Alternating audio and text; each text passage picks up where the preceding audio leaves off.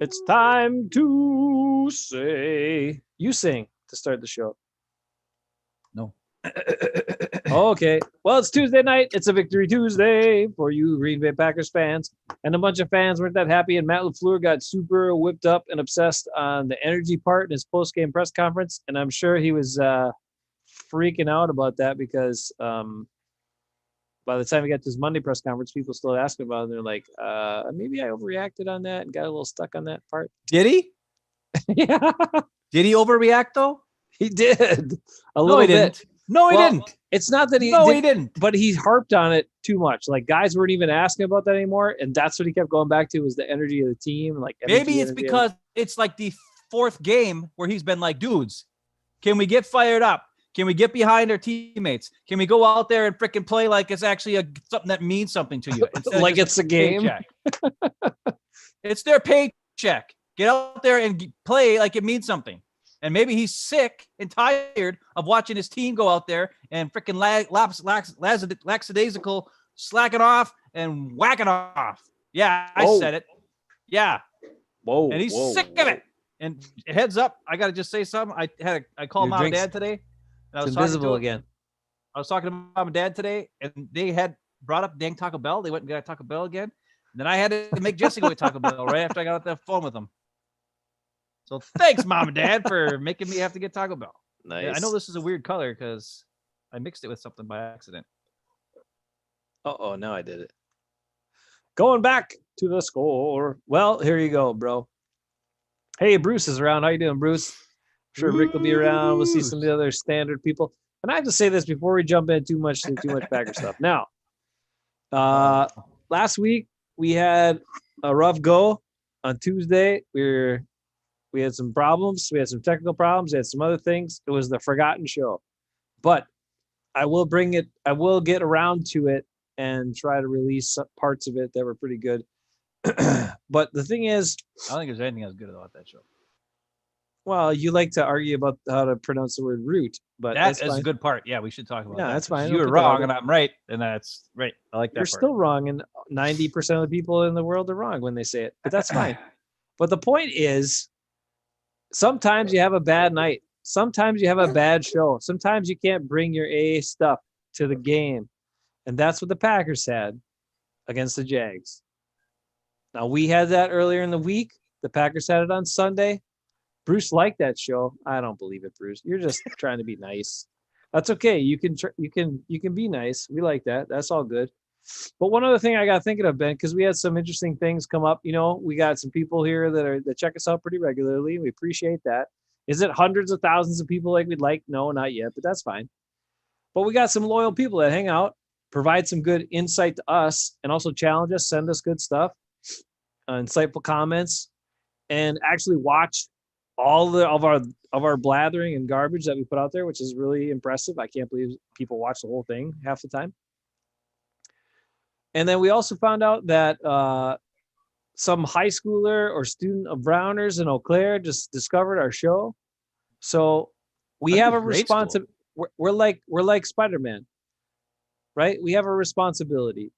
With great power comes great responsibility. We must be responsible to our viewers, responsible to our people. And so we will be here for you, even if we don't want to do a show, even if we don't feel like doing it that night. You can count on us that we're going to do it, and we'll do our best. But sometimes they're going to be a little flat, like the Packers were on Sunday, right? Sometimes that happens. You know, it's funny you bring up with great power comes great responsibility, because you know what else comes great responsibility? A great paycheck comes great responsibility. Ooh. Great paycheck. Oh. Comes great responsibility. Okay. Hey, Kenny Clark got that this week. He was the first guy I saw. He was the first guy I saw pick it up on defense. They were dead as could be. And finally, Kenny Clark was like, somebody's got to stop the run. I guess I'm going to start playing hard. And he started just going after it. And then a few guys came along, and then they started picking it up. But he was the first guy I saw start to actually play defense the way you should play defensive football. So Kenny Clark did well this week. Yeah. Okay. All right, who's your guy? You want to talk about Rodgers or Devontae for dropping the No, ball and I want fumbling? to talk about. I will say this. What? Devontae should have never said he's the best. When a guy wide says receiver. he's the best receiver in the league, and then you come back and drop 2 balls and fumble, maybe you're not the best receiver in the league. No offense. And the fact that I watched the tape and you can't get yourself open on 1-on-1 coverage against a rookie corner like multiple times in the game, maybe you're not the best receiver in the league. Now, I don't want to be a jerk face and complain about it. What I'm saying is this. Devontae Adams is a good player. There's no doubt about it. Yes. He's not the best receiver in the league. No. So whoever says it, now if he wants to believe that, that's good because I think you should believe that. That's what you should do when you're a player. You should believe you're the best. That's awesome. And guys fumble every now and again. Yeah. But he had 2 drops and a fumble. Now, and the drops were contested. The quarter was there and, got in there. So, I mean, but you got to have strong hands. You got to be, come on. Bottom line is, because I went back and I wanted to see what happened a little bit, because there were quite a few third downs that didn't get converted in this game. Yep. And a lot of them, there's nobody open on them. Like, on all 22 film you watch, and Rodgers, there's no place for him to throw the ball. Is it dumb routes again? Are they not changing direction? Well, okay, they weren't doing routes that work together. Okay, so it was just a guy running his route and a guy running his route over here and a guy running his route over here, and none of them could get open because they weren't working together. And when you play against man coverage, that's what you want to do. You want to utilize things, but and that's why a couple times Rodgers, is looking for Devontae because he knows it's man coverage 1-on-1, and Devontae usually wins. Or does once in a while or whatever, or Rodgers could just throw him open or whatever the case is. But that didn't happen.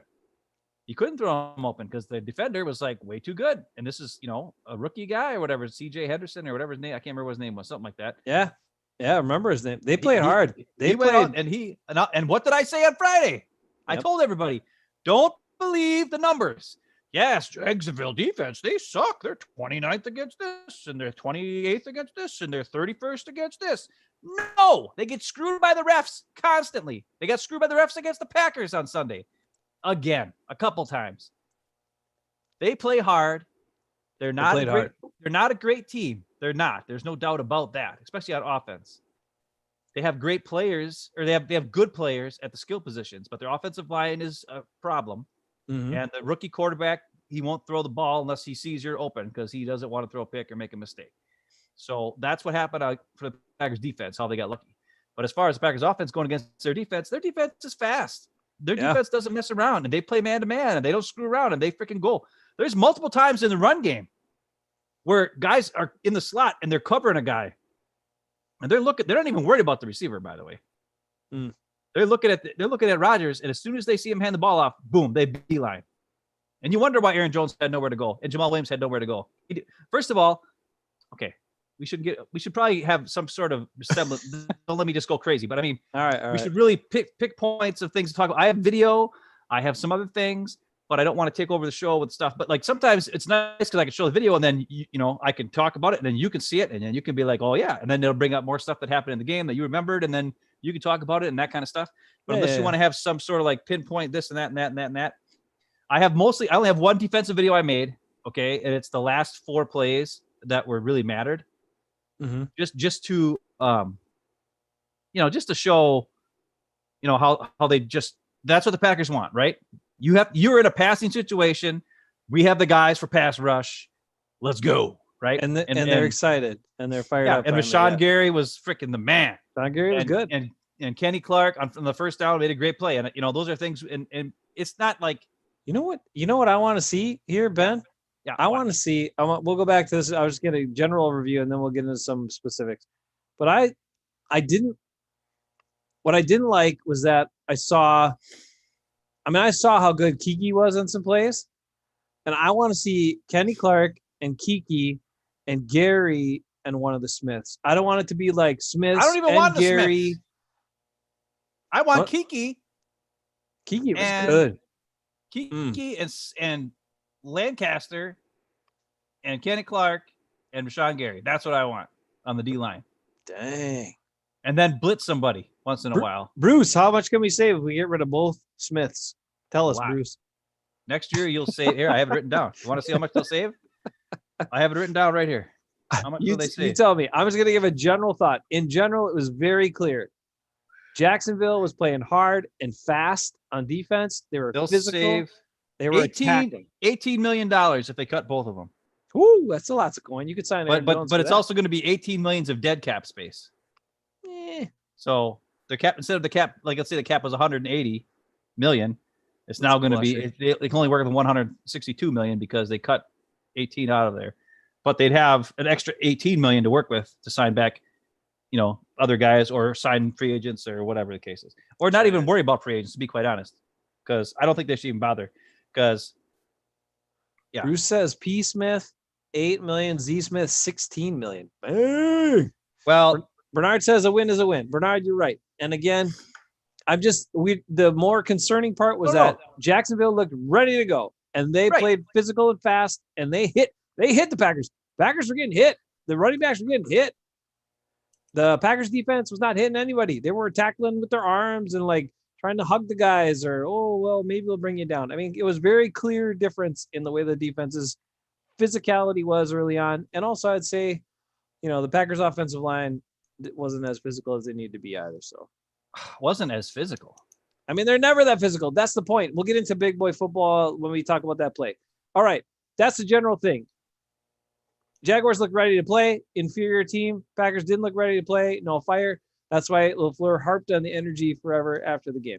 All right, Ben, what do you want to talk about? Some running plays here? I read that article. I sent it to you. The guy broke it down about all the second. Tell me what it said. Do you remember what it all said? I kind of read it. All right. And Bruce is all fired up about it because he sent it to us, and I'm just like, listen. They were saying coaching was the problem. I'm like, okay. Now, granted, there are some interesting choices, like we talked about. I did not realize the Packers ran it, I think 5 or 6 times on 2nd and 7+. They ran the ball, okay, without a lot of success when they weren't having much success running the ball. But they were having great success on 1st and 10 passing, but they did a lot less 1st and 10 passing than they did 2nd and long running, which again was some of the questioning about the coaching and the decisions that were made. But I understand.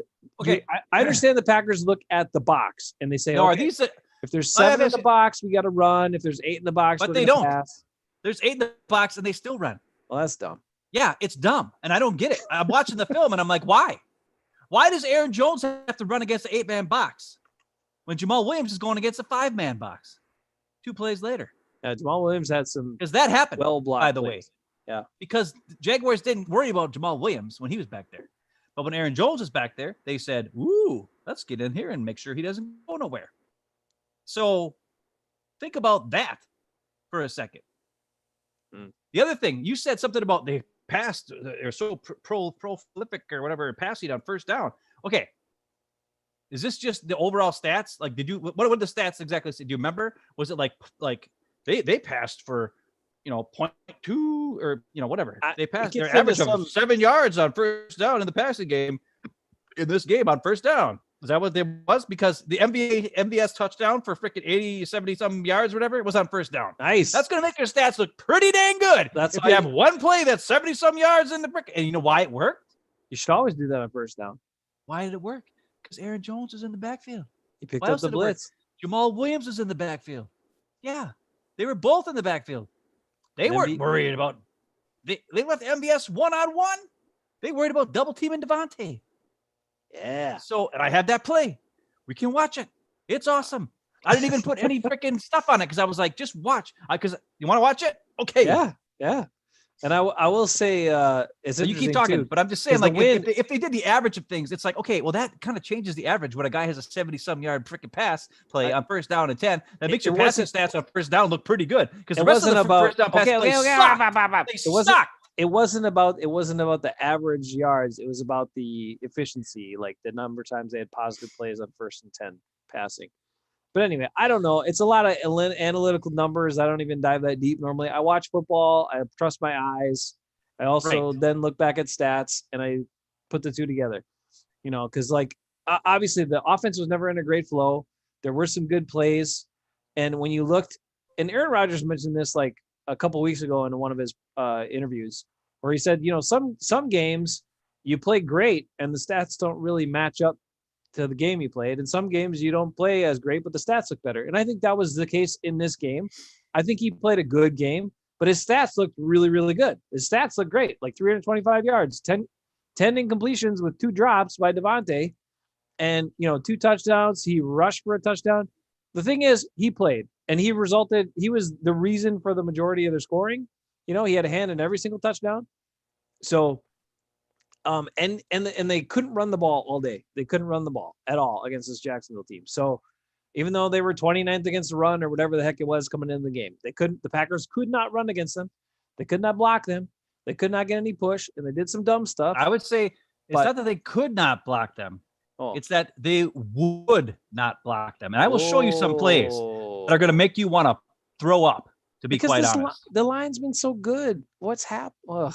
Okay, I don't know. Let's watch this play because, gosh dang, Vernon, if it's not Bernard, one quick thing. Yes, Russell Wilson's out of the MVP. Well, he's not out, but he's down on the MVP list now. I mean, he's pretty much down in the twos. 10 turnovers in the last 4 games, by the way. I know. It's awesome. All right, so here's what I want you to watch. Don't worry about anything other than MVS in this corner. This corner is giving him 5 yards. He starts going back. He turns his hips right when MVS is with him, like you're supposed to do, right? If you feel the guy like he's going past you. And then MVS just leaves him in the dust. I mean, it is just watch how I want to know how fast MVS is running on this play, because he's going so fast. It's nuts. And he has to actually slow down a little bit and come back to the inside to catch this ball, which makes me happy because it shows that he actually like changed his route a little bit, or like, he adjusted to the ball in the air. He doesn't always do it when he's like, when it's like a contested pass, but he did it in the air on this one. And, then we saw him do a bunch of stuff, but just watch MVS in the corner and watch him just cruise by this guy, make him look, he almost looks like the guy's in like quicksand, and MVS is like on, like the fastest surface known to man. Here we go. Check this out. I didn't slow it down enough. Just watch how fast it is. It's crazy. He's with him. Lets him go. Then he's like, see it? Oh. No chance. Let's use that ref. Look at that. Look at that. That was a Jordy Nelson play if I ever saw it. Just like Jordy used to do. It was beautiful. That was a great freaking play by MVS. A great freaking play. No doubt about it. MVS played a great game. He did a bunch of good stuff in this game. Now, let me ask you a question. If you have Jamal Williams and Aaron Jones in the backfield on the same play. Yes. Which guy would you want to go out in a pass route, and which guy would you want to have pick up the blitz? I don't care. They're both pretty good at. I mean, I'd rather have Jones in the pass, but they're both pretty good at both things. Doesn't matter to me. Which guy's more dangerous with the ball in his hands? Well, Aaron Jones. Okay. Well, in this play, for some reason, Jamal Williams goes out the pass play, and Aaron Jones picks up the blitz all the way to the other side of the field, by the way. But he sees it, and he beelines. So this time I want you to watch Aaron Jones pick up that blitz. Also, the offensive line does a very good job of giving Rodgers a good pocket in there, so he doesn't have to worry too much about getting somebody at his feet. I didn't slow this down at all either. I just let it go. Because Aaron Jones, he has to go all the way across the field from this side over here. He just goes straight over there. He knows he's coming. And he just gets there, picks up the blitz. Nice. I mean, look how fast that is. Yep. I mean, that's a quick decision. Like, Jones must have had to know, okay, that guy's coming, and I'm going for him right off the bat. Now, that's just one quick thing. Quick thing. Did anyone notice on the slow replay that MVS actually double clutched on that catch? He didn't catch it clean. Well, it's MVS. I mean, I know, but can you imagine? He beat his guy so bad that it didn't even matter that he double clutched to it. I know, but can you imagine? Can you imagine if he put that one down and didn't haul that one in? Oh gosh. But that's what they need from him. He made that play. He made a bunch of other good plays, like smart plays, good plays. And that's if that's the MVS you're going to get, this offense can be very, very good, especially when Lazard comes back. Like, they can be difficult to stop, no matter what defense you're playing. Yeah. Okay, so I want to show. That was a great play by Jones, though. Especially, I didn't realize he came from the opposite side of the formation in the block. That was really good. Now, luckily, it was 20, who's like a corner or a safety, or so he was a skinny guy. Yeah. If that would have been like a linebacker, he would have gotten blown up, and the play wouldn't have happened. I mean, to be quite honest. Sure. Because coming all the way across like that, I could see how with a full head of steam. But maybe that helped him. Maybe getting across the field, from one side to the other side, gave him enough energy, to combat the guy coming at him. Because it's harder, I think, to sit there and have a guy come in the blitz and then try to stop him from coming at you when you're just flat-footed, right? So maybe that little extra movement helps him block better. I don't know, but hey, it worked. It was awesome, and they needed that. I mean, they weren't doing jack squat before that. They needed that huge play and that huge gain to score. I mean, that's just the way it is. So what I want to do is I want to show a couple of Aaron Jones plays. And then I want to show Corey's in the house. Corey, how you doing? Field awareness by MVS. Corey. Yep, that was a great play by MVS. That was brilliant. Brilliant. He was very good. MVS was on point this whole game. That's what we need.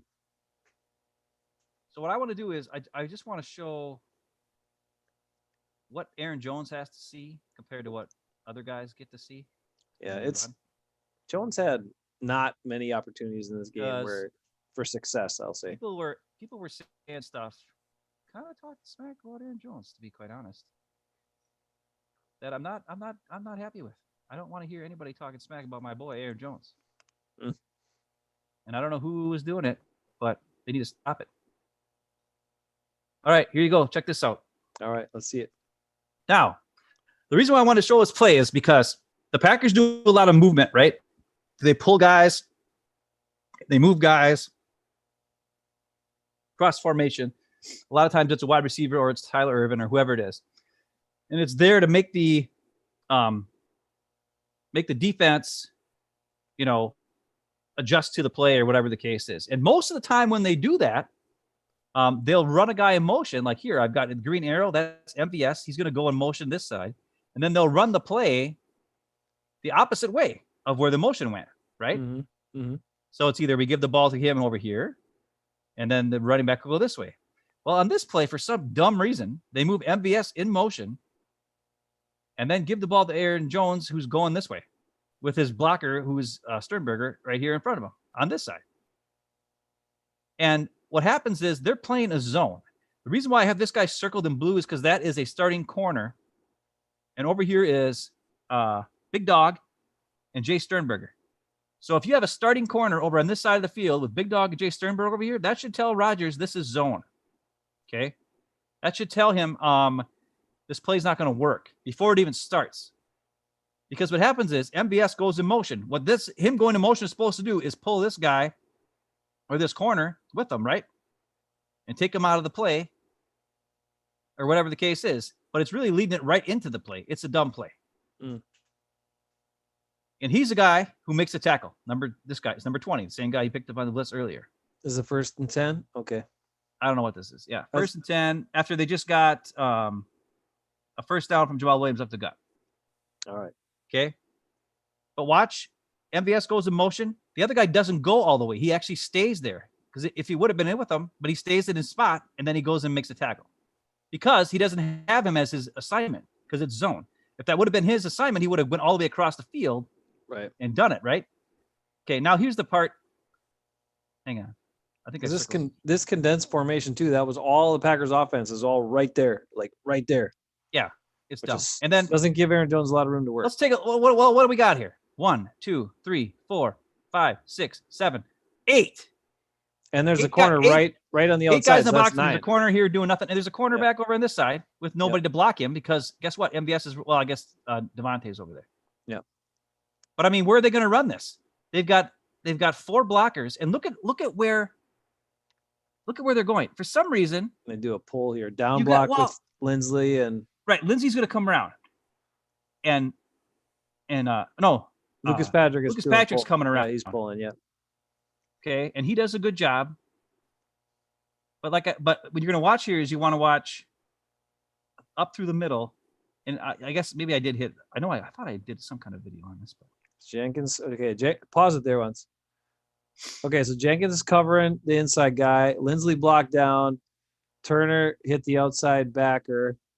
And then Bakhtiari's pushing his guy down. So then Lucas Patrick is leading up through the hole on a pull block. And he's probably taking 47. Yep. And Sadie's has got to get Mac. And then Jay Sternberger's got to get that outside guy or the play doesn't work at all. Right. And you still got this free runner here, number 20. And 20 is free because he's playing zone and not man. Yep. And MVS moving in motion actually brings him into the play. Right. It screws it all up. Otherwise, look at this. If MVS would have stayed over here, right, and engaged with him, this play would be a huge play. This would be a huge play. Because you got a hat for a hat. You got everybody manned up there. Okay. And then here. Okay, Big now Dog. Watch this. So now Big Dog takes 44. It would have been better had he taken 21. Then Lucas Patrick could have taken 44. Yeah, he's not. I don't know. That's not good blocking technique, everybody. Just in case you didn't know, you don't drop your head like that, and that's not a good idea. Lucas Patrick has got to get Joe Schobert. That's leading up the hole. He has. This guy 20 is just a free runner, and you don't have anybody for him. That's all. Well, if Big Dog would have taken 20, and I would have left Lucas Jones. Patrick could take it 44, Jones could have went right here, and that's true. There'd be nobody there. Right, he would find 47 would have got doubly blocked out of the play because of here. Right, he would have found. That's not what happens. You're right. And because of that, Jones is trying to get out there, but he's just not quite fast enough to get there. Plus, he runs right into the other corner, who MVS obviously doesn't block because he just doesn't. He just runs over there for some dumb reason. I don't know why. But what I'm saying is, there's 8 guys in the box.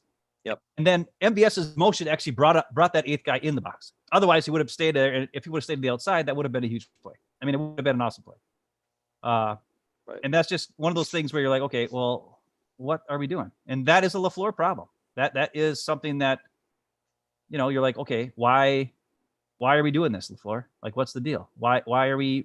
I mean, the motion is great, but usually they do the motion away from where the running is going to go to bring a guy out. Because if that would have been the other way around, well, either way it wouldn't matter because they're playing zone.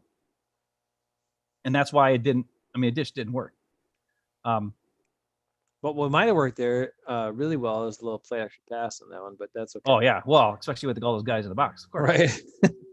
But, okay, you got more running plays? Because I got a thing about the running, but it's really it's accentuated by the 3rd down and 1 late in the game where they try to just plunge Aaron Jones up the gut, which is the dumbest thing ever. Why don't you talk about that? Because that's the next play I was going to show. Oh, it's the dumbest thing ever. Okay, can we just get over this? Okay, now Mike McCarthy for years and years and years and years and years, even when he had a 275-pound running back, Eddie Lacy, might have been 280 during the Whopper years, whatever, decided, I don't have a physical offensive line. We don't draft any linemen high. They're not good run blockers. We're really set up to be a pass blocking offensive line. But damn it, when it's 3rd and 1 or 3rd and 2, we're going to pack it all in, bring everybody so close, and we're going to bulldoze, which the Packers have never been set up for. They have not been set up to be a bulldozing team forever. They're not good at it. That's why they also don't run quarterback sneaks, because they would get stuffed in a quarterback sneak. They don't get the push. They do not get the push. And the other part is they have guys, they ask guys like Mercedes Lewis and sometimes the tackles to reach block on those plays, like to come on, block the guy inside of them, which is almost impossible to do, which just does not work. Okay. And like, you have to be so quick off the ball in order to get enough leverage on that guy to the inside shoulder to stop him from getting penetration. It's very difficult to do. Okay. You have to be a road grader, and the Packers do not draft road grader offensive linemen. They don't even draft that many offensive linemen. Most of them are, they get a lot of guys off the street, whatever. And that's fine, but it doesn't mean that then, and especially, I'm sorry. And you don't have a big back that's just going to plow into the back of guys and push something forward. Yeah, they do. You have Aaron Jones. He's COVID right now. What is Aaron Jones awesome at? Aaron Jones is awesome at finding creases wherever they can be. Yeah. So in that situation, in a 3rd and short, yes, Aaron Jones is the right guy to give the ball to, but in a different type of play. Yes. Get some space. Yeah. Why would you bring everybody so close together that you now have 11 guys that all want to stop you from getting 1 yard or 2 yards? You're going against 11 guys, and you're not a road grader team. So get over it. Big boy football, no more, no in short yardage. I would be fine with a play action pass on that because you'd catch them off guard because they're all gearing up for it, or spread them out, do that crack toss like they did to Jones a little bit later in the game where they freed him up. Give him some space to work. He's going to make somebody miss and he'll get the 1st down. That's perfectly fine.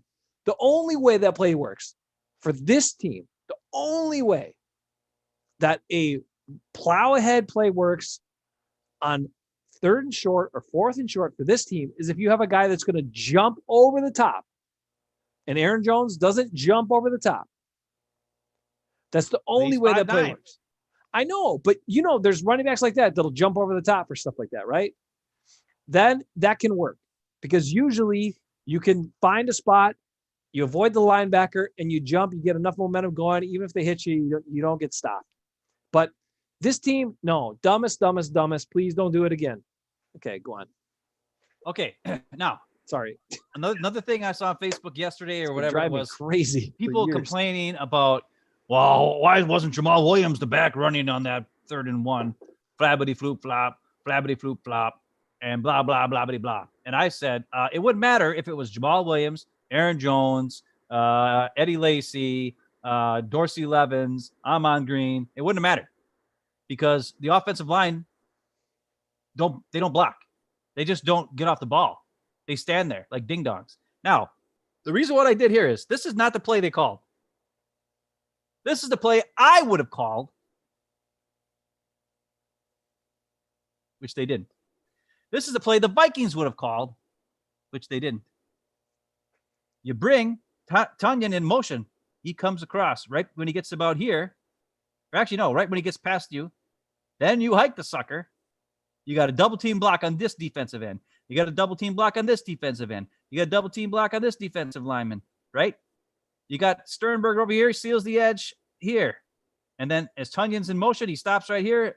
You hike the ball. He moves forward. He gets 47, whoever that is. Joe Schobert, former Badger. And he follows Jones right through first down because of the double team. Lead in the middle. And don't put the fullback here because that would have brought somebody in. But if he goes in motion, then they would slide over, yes. But he still goes through and he gets through enough to take one guy. And then Jones, all he needs to get is 1 yard. Would have been great. Perfect play. Double teams, come off the ball hard, go. That's what I would have called. That's what the Vikings would have called. That's what any good running team would have called. Okay. That's the other thing. There's no lead blocker on this play. This is what they do call. Okay. There's sort of a double team. There's sort of a double team here, except Lindsley kind of gums off the block after a little bit, and then he kind of helps over here for some reason. I don't know why. Jenkins takes on this guy. Bakhtiari kind of helps him, and then kind of really doesn't do anything. You have a one-on-one block over here on Tunyon, and the ball's going over here. It doesn't matter what you're doing over here. You need 1 yard. You need 1 yard. So Bakhtiari and Tunyon are completely useless. It doesn't matter what they do. They really they should just get their butts over here and help.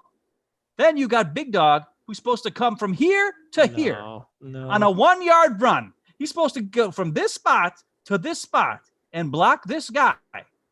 A full size defensive end, 300-pound defensive end. Yes. No. And then here's the best part. Billy Turner. I'm going to show you 2 more videos later on about Billy Turner and how god awful he is. And 2 weeks ago or 3 weeks ago, we talked about how, Billy Turner did pretty good. He played both tackle spots. He's been holding down the fort. He's doing a good job. No, he's back to being Billy Turner. He's back to being Billy crap ass Turner. And here's what he does on this play is he comes off. He doesn't come off the ball like hard. He kind of stands up and then he looks over here and he puts his hands out to the sides like this. I told you he does that. He looks over here and he looks over here and he doesn't block anybody until it's too late. And then he gets busted up the butt and Aaron Jones is trying to get behind him because that's where there's nobody there. But Billy Turner isn't blocking anybody. If he would have just moved forward and ran in the way of Joe Schobert, it would have been a first down. But he does nothing. He honestly does. He stays there flat-footed and does nothing. Watch it. Watch him. It is the most disgusting thing I've ever seen. A man makes $8 million a year for doing this. Watch this. You're going to want to cry. Lucas is ready to go. Come on, man. Lucas gets off the ball fast. He's the only one. Now, I got it in slow motion, so it's not going to look as impressive, obviously. But look at him. He comes off, boom, hits hard. Look at him. What's Billy Turner doing? It's 3rd and 1. Why are you standing there going sideways with your arms? Get off the ball and get on Joe Sherbert. That is a first down. Billy Turner is the reason why this was not a first down. Look at him. Look at him. What is he doing? Move forward. It's 3rd and 1, you stupid idiot. He's acting like it's a pass. What is he doing? Yeah, he's acting like it's pass. I don't know what he's doing. And Big Dog can't handle the defensive end, and he makes a tackle. Well, so either double team with Big Dog or get in front of Joe. Do something, Billy Turner. It's 3rd and 1. Oh my God. Back to you. No, I don't get it. I don't get it. He's probably supposed to secure, like, for a second to help because that's such a tough reach block. He's probably supposed to help Big Dog secure that block. But by sticking your arm out like that, that's not helping him do anything. That's not anything. It's like go and throw a shoulder into that guy to knock him off balance so Big Dog can get a drive on him and then come off and run interference on Schobert. That's what his job was supposed to be on that play. Jones does not need to be in space, Bruce. Jones can get through tiny cracks. Yeah. But when the guy in front of him does nothing, what is he supposed to do? He's actually in the way. He's actually hindering Aaron Jones' progress of trying to get a first down on that play because he doesn't even move forward. At least move forward a yard so that Aaron Jones can dive at your feet and stick the ball out and get a first down. That would have helped. But he just stands there like a dumb idiot. Billy Turner is terrible. Maybe he's a better tackle than he is a guard. We had that guy playing guard for us all last year, and Aaron Jones had 20 freaking touchdowns and all those yards rushing and a 4.7 yard average with that guy at right guard. Can you believe that? That guy. And Aaron Jones still was awesome last year. Can you imagine if he actually has a good player in front of him? Oh my God. I can't even imagine. It's just painful because it just infuriates me. Go ahead. Somehow he got a holding call in this game too. Like Billy Turner. I got that play too. No, I don't have the holding play. I have a better play. I have 2 more Billy Turner plays, dude. Oh my God. That was that crazy touchdown to Adams, which was like a ridiculous throw by Rodgers. That was awesome. Amazing. That was insane. It was amazing. And like Rodgers had a good game. Like you were saying, like, oh, you're gonna cut Rodgers in the chat yesterday. I was like, no, I haven't watched tape. I don't know what happened. Well, everybody was getting all pissy about Rodgers and saying, oh, the team's not looking good and all that. I'm like, dude, Rodgers is playing good. Like, I mean, I don't know. What do you want from him? You know, he's got 2 drops, 10 incompletions, 325 yards, 2 touchdowns. He ran one in. His pick was dumb. His pick was dumb, but the guy was never open. Back foot. But it was also open. He wasn't. Open. Yes, he was. It didn't look like he had much separation on the guy. Dude, well, if you watch the play on the Ultimate 22, he did. It got he had me to slow down and wait for the ball because it was thrown behind him. MBS had to slow down. All right, fair. Trust me, that was a terrible pass. But Rodgers also talked about the wind and saying how, you know, the pass to Tunyon, the he wind thought was on like a 5-yard pass. That was no, I'm not talking about that. I'm just saying in general, like he did all of that. Him and his wind on a crappy wind day, where he said how, you know, the pass he threw to Tunyon up early in the game, he thought was like a good throw, and then it ended up being like 7 yards off with the wind. So that was definitely a factor. So he played a good game. You know, like he had the dumb pick. Other than that pick, I thought he was really good. But he played a good game, and like I just didn't want, you know, people were and on a day where they couldn't run too, so I just didn't want people to be hammering on them again. They could have run. They could have put anybody but Billy Turner in that game, and they could have run.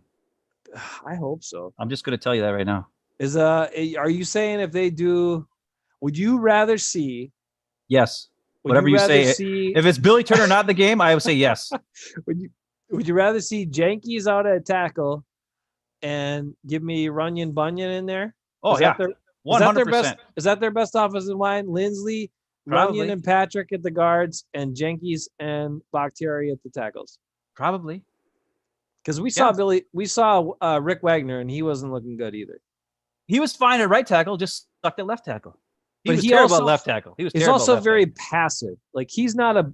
At least he does something. Okay. I just showed you on 3rd and 1, Billy Turner did absolutely nothing but get in the way of his own guy from getting the first down. I mean, come on. Anybody, you could put me out there at right tackle. I would have at least came off the ball and said, hey, Joe Sherbert, how's it going? And scared him a little bit so that at least Aaron Jones could run behind me. I would have at least done that. Hey, Billy Turner did one thing in the game I saw, though. Early in the game, they ran like a screen pass, and he was running fast. Like he didn't block anybody. He didn't block anybody when he went out there, but he was cruising. He was like, yeah, running full speed. And whoever else ran out on that screen didn't block anybody either. It was a positive play just because they kind of got in the way a little bit. But anyway, I'm going to catch up with check the chat. Yeah, check the chat. Bernard's got some good ones here.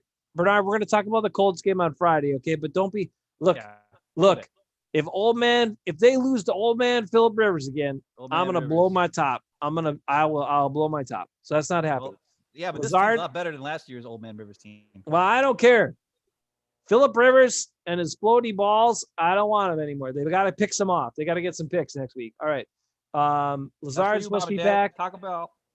Breeze, we hope he gets better. He had a collapsed lung and broken ribs. Jeez Louise, man. Oh, he's old. Taste some hill. Brittle bones when you get old. But a collapsed lung, I guess they just, they blow it back up so you can get some air in that thing. Oy. And then Bernard says Rodgers came up clutch. He did. Now, Devontae at least caught the 2 touchdown passes that Devontae caught were really good. Now, the one got called back for the holding. Yeah, that was the one late was insane, too. Like, holy crap. Rodgers said he didn't intend to throw it that high, but there was only 2 guys in the play on that one, I think. I think it was MBS and him, and that was it. Everybody else stayed in the block. And he went up for that one. That was like nuts. So, yeah. I before we go on to the next play, I got to ask you, did you happen to catch Pat McAfee's rant about commentators and how terrible they are? Yes, I think he was talking about Brock Heward, which is funny because I actually thought, listening to the game, I really liked Brock Heward. I thought he was very good. I don't think he was talking about Brock Heward. I think it was inspired by one Greg Jennings. Greg Jennings is really bad. Because Greg Jennings kept talking about himself, and McAfee went off on that pretty hardcore with these guys. Yeah, Greg Jennings, he was pretty rough in this last one. But I thought Brock Heward. I played and I did this, and I'm Greg Jennings, and they kept. Chris Myers kept leading him into it by being like, "Well, you played with that guy," and blah blah. Yeah, blah, blah. Chris Myers is terrible too. But like Greg Jennings kept going. Well, you're going to stroke my Greg Jennings ego? I'm going to talk about myself forever. And like, no, Greg Jennings. No one wants to hear about you 10 years ago. Like, just related to today's game. Come on, man. Well, like I said though, I thought Brock Heward, or I think that's his name. I thought he did a great job. I was very impressed with a lot of the things he came up with, a lot of things he said. So I think I did hear the rant, and I was kind of like, I hope he wasn't talking about him, because I was like, I'd rather see him than freaking Troy Aikman, to be honest. I think he's better than Tony Romo. He was getting into other guys too. That was a weird thing, right? All the games this week were on Fox. Yeah, it was really weird. No CBS games because of the Masters or something like that. Yeah, or whatever it was. All right. So my only other points were, no more big boy football. No more big boy football, please. Well, yeah, but if they do it right, they could have. Like I showed you, if they double team and get off the ball like it's 3rd and 1, not stand there like it's it's like it's 3rd and 16 and you're going to pass it. That's pretty much what he did. What was he doing? What else do you got? You want some more videos? I got some more Billy Turner. Are you ready for this? Oh God. Oh my God. Billy Turner sucks. I brought Nick a bottle of this last weekend, by the way. This video is titled Billy Turner Really Sucks. Okay. Aww, poor Billy Turner. Okay, this is just showing you. This is the Jamal Williams run. Now, Aaron Jones was in the backfield with him and went in motion. And when he did, look at all that space. He took this linebacker with him. Okay. Yep. There's 6 guys back here. There's only 5 guys here. So Jamal Williams should be okay. Problem is these guys all stink at blocking, apparently, in front of him. And he still makes a positive play, by the way, Jamal Williams. Makes a great run on this play. But it should have been way better. And the biggest culprit of it is Billy Turner. And I'll show you from the other angle why it's his fault. But look at that. He makes a guy miss and gets it. And Billy Turner does something I've never seen before. Not only does he not block one guy, not only does he not block 2 guys, he doesn't block 3 guys. And he just stands there and he gives up on the play before the whistle is blown. It's one of the most ridiculous things I've ever seen. But I want you to watch it. So, this guy 20, it looks like there's 7 guys in the box, but 20 bails out and plays deep zone here, okay? Mm-hmm. And when Aaron Jones goes in motion here, Schobert goes with him this way. So there's only 5 guys in the box on this running play. This should be an advantage Packers all the way. 5 guys, 5 blockers for 5 guys, and 1 running back is Williams. He should be getting at least like 10, 15 yards on this play. Joe Schobert's got a good education. He's a smart guy. He knows you got to follow Aaron Jones. Well, yeah, that's what you got to do because Aaron Jones is really good. Aaron Jones goes in motion. Okay, I'm going to stop it a couple different times. I want you to watch Billy Turner. Okay, you know Billy Turner. He's right here, right? Yeah, he's right there. Okay, now, what is he doing? There's a guy in front of him, right? Right? This guy, 96, is here, right? Yep. Okay. And he is looking over here, and he's going this way. And I understand the ball is going this way, and I get it. But, I mean, I'm pretty sure Lucas Patrick's got this dude. You got everybody else has got one-on-one blocks. Leslie's going to go up to get 44, right? Everybody's going to do their job, right? And he's looking over here. I don't know what he's doing. So he ignores 96. And maybe he's supposed to double team. I don't know. Doubtful. And I understand sometimes they do like just don't worry about the defensive end on the outside. He's not going to be part of the play, right? Okay, I get it. I would say on this one, he's got a good chance to be part of the play. But what the hell is that? There he is. No, that is not how you block. You don't go like this. He's playing patty kick. I'm going to touch you. Tag. You're it. That's what he's playing. He's playing tag. So, and now he's looking over here. I don't know what is this? What is this? Look at everybody else. Engage in a block, engage in a block, engage in a block, engage in a block. And Billy Turner, what the fart are you doing? What are you doing? You know what Lucas Patrick would do right there? He'd give him the butt block. He'd use his butt if he was that far out of position. Yeah. And at least get in the guy's way. He could just go like this. Do something, Billy Turner, but he does nothing. So not only does he not block this guy, he also doesn't help Lucas Patrick, by the way, just so you know. And we're going to watch, and here, there's really nowhere for Williams to go.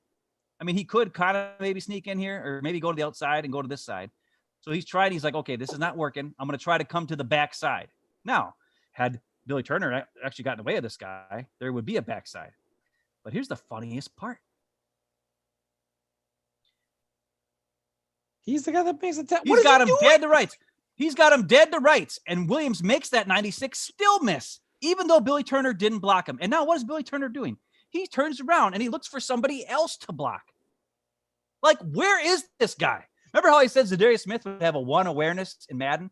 Billy Turner would have a 0.5 awareness in Madden. That's how bad he is. He has no idea what down it is, what his assignment is, who the opposing players are, what the team he's going up against is. I don't even know if he knows who his own teammates are, for God's sake, because he doesn't help them.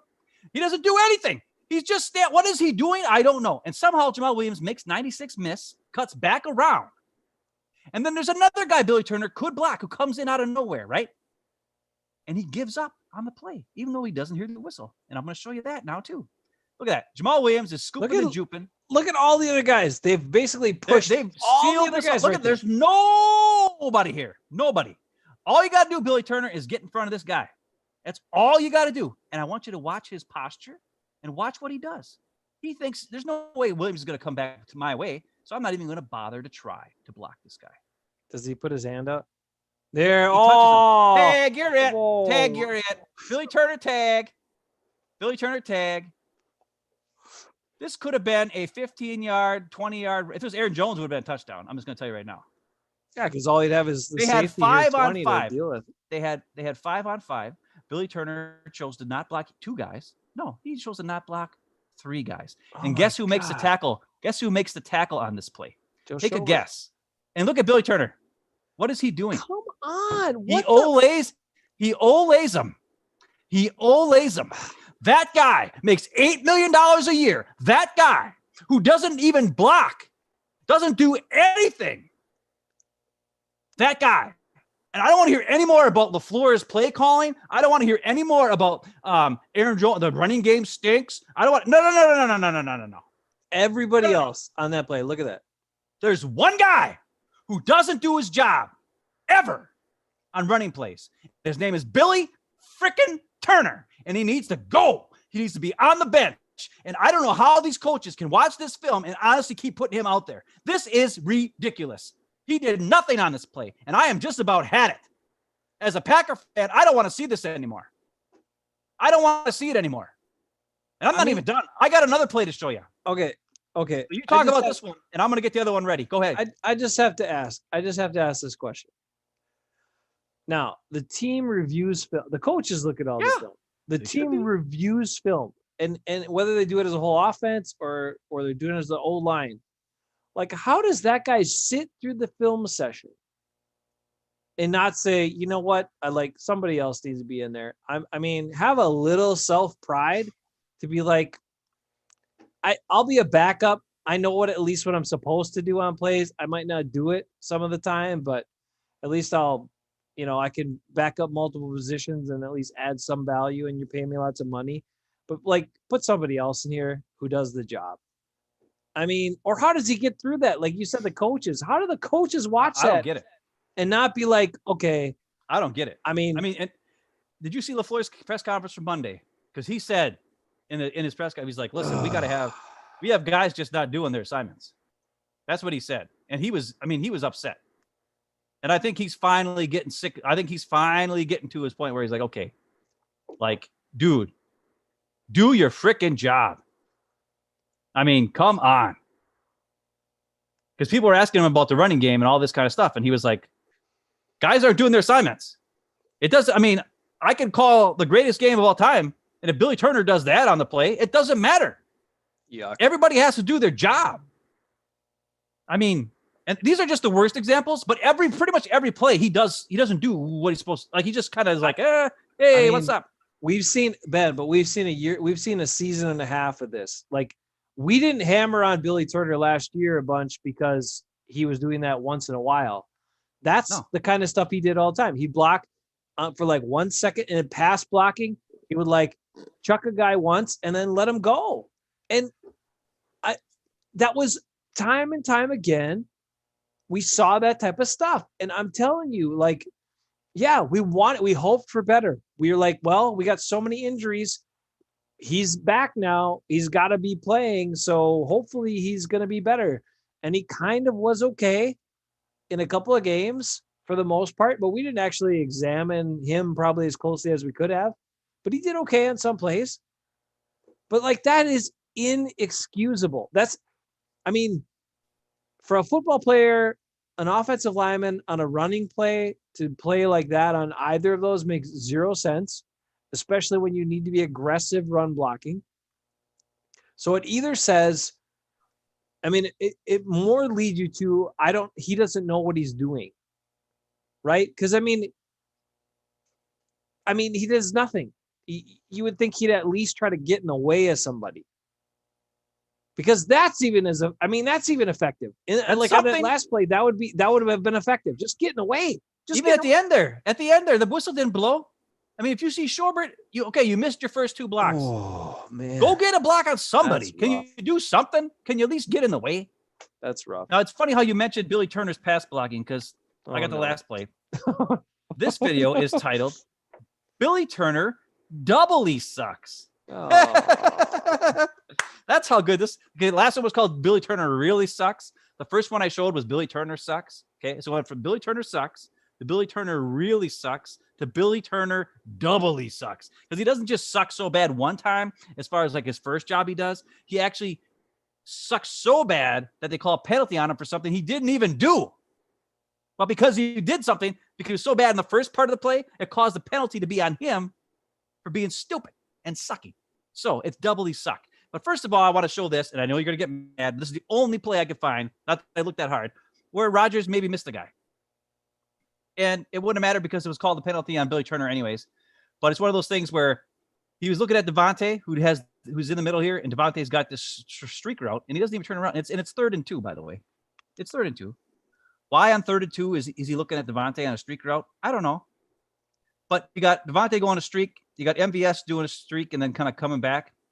And then here you got big play players. Malik Taylor. Malik Taylor does a 3-yard in, and he's wide open. That's the route you want.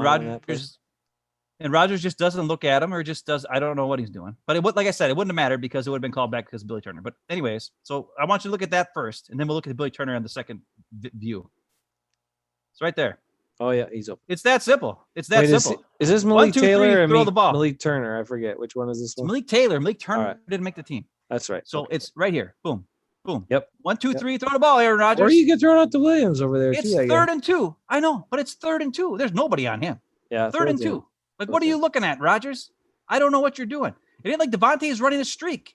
Like, this play is designed to go here. Unless Rodgers thought it was 2 down territory here. That's the only thing I could think of. But, but take the first down. Give me the first down. You know what? No. See, he does that all the time. Where he's like, I'm going to take on 3rd and 2. I'm going to take a shot and go deep.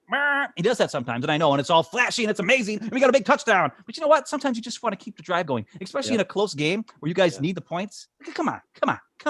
Right on. Okay, but that's just it's my only quip with Rodgers in this game besides the pick. Otherwise, he played great. I'm not like he had a great game. Okay. I mean, you got a safety hanging out right in the middle there. Devontae is not going to do anything against. He's not even looking for the ball. He's got 3 guys going deep on this play. None of them are looking for the ball. Get it out to Turner right there. It's designed to go here. It's designed to go here. But that's besides the point. Okay. Get it out. So he throws it away, blah, blah, blah. He got pressure. Okay.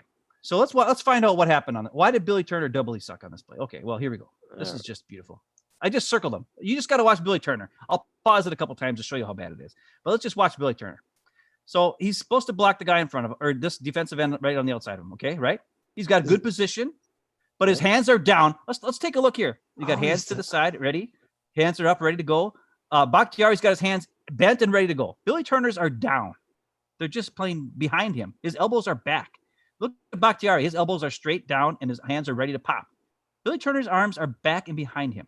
Okay? It doesn't make any sense. But now watch what happens. Okay, that guy gets his hands on Billy Turner first, by the way. Then Billy Turner has to grab him. And look at his posture. His feet. Look at his feet. He's just so out of position. He's so off temp, and this guy's going this way. So Billy Turner all of his weight is getting on his one leg. So guess what this defensive end does with him? He throws him. Just like that. Get out of there. Oh. Then look at that. See where he goes? He goes and he knocks down this guy because he got thrown that way. And then he got a penalty for that. He got a penalty for a chop block. He didn't do a chop block. He got his butt kicked so bad in his pass protection that he ended up getting flung to the ground in front of another player, and that got him a chop block. Before you stop here, look at this. Look where my man Lucas Patrick is. He's pass blocking so aggressively, he's almost past the line of scrimmage. Look at that. Lucas Patrick is kicking butt. He's like kicking this guy's butt over there. My man Lucas, go. You got Lucas. All right. This is why it doesn't.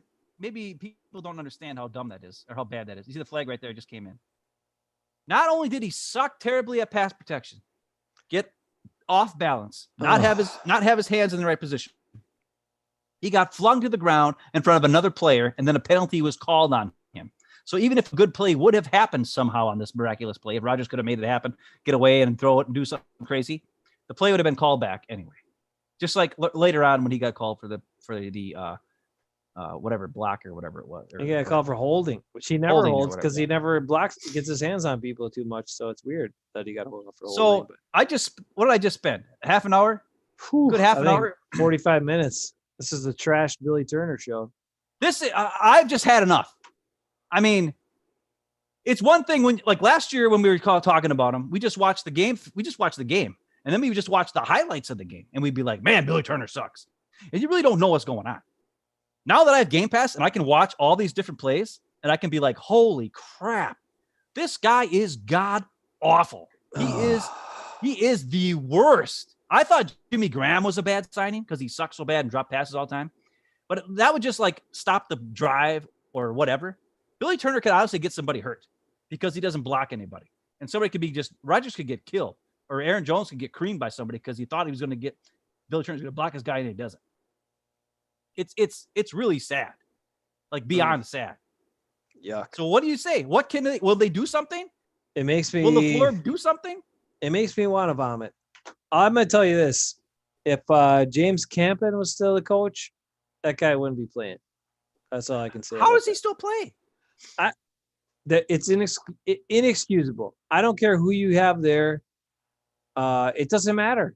I mean, I don't care.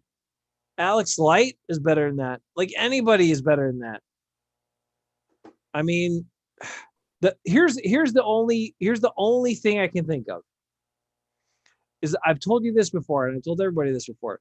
When you talk to Billy Turner, when you hear him in a press conference or you hear him interviewed, he sounds like a really smart guy. I think he is a really smart guy. And I think the coaches come to him and say, okay, well, he was our big free agent signing to help solidify the offensive line by Goody, right? He can play all the positions because he's smart. Oh, no. He can line up in all the positions. Okay, you can't play him. But he whatever. Can't play him.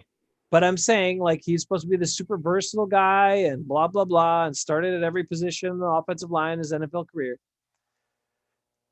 And then they talk to him. When plays like this happen, they talk to him. And I'm sure he says something, like says all the right things because he knows or he's smart enough. And they probably get enamored or caught up in the fact that he sounds so intelligent.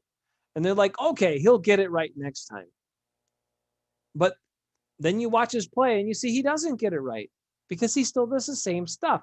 He's a very passive player on the offensive line who doesn't have any sort of fire, no fight, no effort, and he does not, like you said, that was the thing that drove me nuts last year. He'd engage with a guy for 1 second and then he's like, okay, play's over. I'm done. And that's not it. The play's not over after 1 second. Some plays are, but a lot of them, like, you got to block, man. You got to engage, especially if Aaron Rodgers is your quarterback. He's going to try to spend some extra time to do something. So get used to it. But on some of these running plays, it's just inexcusable. I'm sure he talks a good game and the coaches are getting caught up on it, but the film does not lie. They have to recognize this. They need to make a change. They need to come out and say, okay, Elton Jenkins. I mean, this is where it goes back to the Lane Taylor injury really sucks. Can you think about the line? Remember our starting line? That was so good. Right. If it was Lindsley and Taylor and Patrick at the guards, and you could put Jenkins at tackle and Bach at tackle, I'd feel really good about that offensive line. That was a great offensive line, and we destroyed the Vikings in that game, and it was awesome. And with Taylor out, that sucks a lot. You're still good on the insides, but maybe you got to make that move. It's time. Jenkins has shown he's good enough to play right tackle. Stick him out there. Bring in the rookie. See, but he's more comfortable playing left tackle. He said that's what he told him, because in the previous game when Bakhtiari got hurt, because Jenkins somebody got hurt. I can't remember. Somebody got hurt, and then they asked him. They're like, "Well, would you rather play right or left tackle?" And then because they had Billy Turner and him were the two guys, and Billy was playing left tackle at the time, and then Jenkins was like, "Oh yeah, I think Wagner must have got hurt." And then and Jenkins was like, "Well, I feel more comfortable left tackle," so they moved Wagner back to right tackle. Or Billy Turner. They moved Billy Turner back to right tackle. Yeah. And then Jenkins moved out to left. And then that was when your guy Runyon came in to play left guard. Right? I mean, he's a 6th-round pick, but he's better than these guys. He's better than Billy Turner. So but guess what? Who makes the money? Turner and Wagner make the big money. So they play him. Is this a Goody move or a freaking LaFleur move? It's time LaFleur takes the team over. It's time he goes up to his offensive line coach and says, listen, this guy freaking stinks. I don't care how much money he's making. He can't freaking run the plays that I want to run. Do we want to win games or do we want to lose games? Because if that wasn't the Jacksonville Jaguars yesterday, if that was any other team other than the Jets, we would have lost that freaking game. And that's just the truth. It's ugly, man. I mean, the thing is, they all see the tape. There's no way the coaching staff can look at that stuff. And it was like the two run plays you showed were just incredibly. Bernard's really fired up about Skip. Skip is the worst. He is. He's just the worst. I mean, this is all I can say about Bernard. Just remember, he's a Dallas Cowboys fan, Bernard. So as much as he blusters and gets all fired up, the Cowboys still suck. It's 2-7. That's right. That's all you got to remember. When in the race, you're making you mad. Just remember he's a Cowboy fan, and you'll be the fine. Giants beat the Eagles, Ben. So the first place team, I know, are three wins. I know. It'd be something if the first place team has like 5 wins at the end of the year somehow. It's gonna be just crazy. Yeah, it's gonna be something. The NFL will have to go back and reevaluate how they do the playoffs after that. If a 5-win team, or I don't think so. Not 1 year is not going to do that. If it happens again, it's bad again soon. I don't think so. Do you see any of those teams being that much better though next year? Or, I mean, I don't know.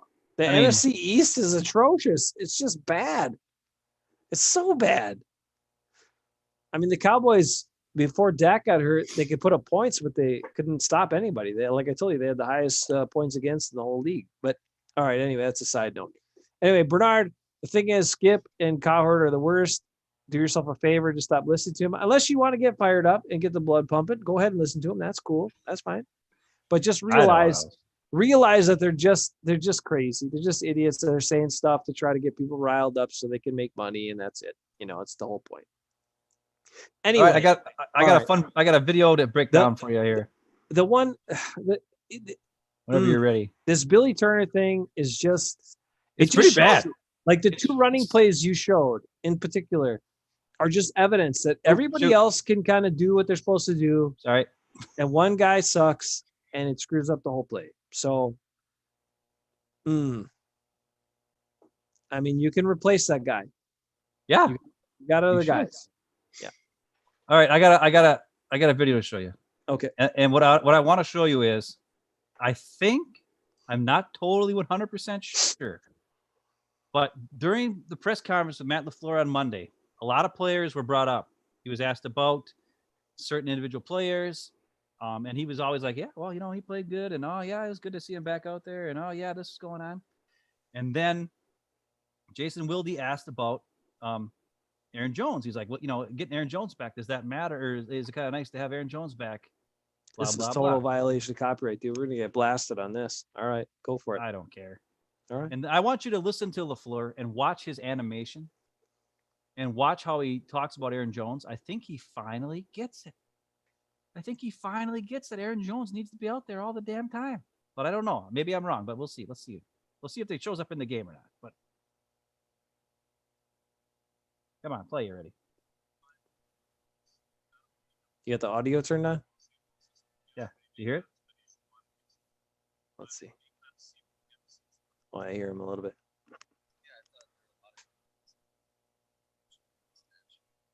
I can't hear him hardly at all. Nope, he's too quiet. Are you doing share audio? Did you do share audio? You don't hear anything? No.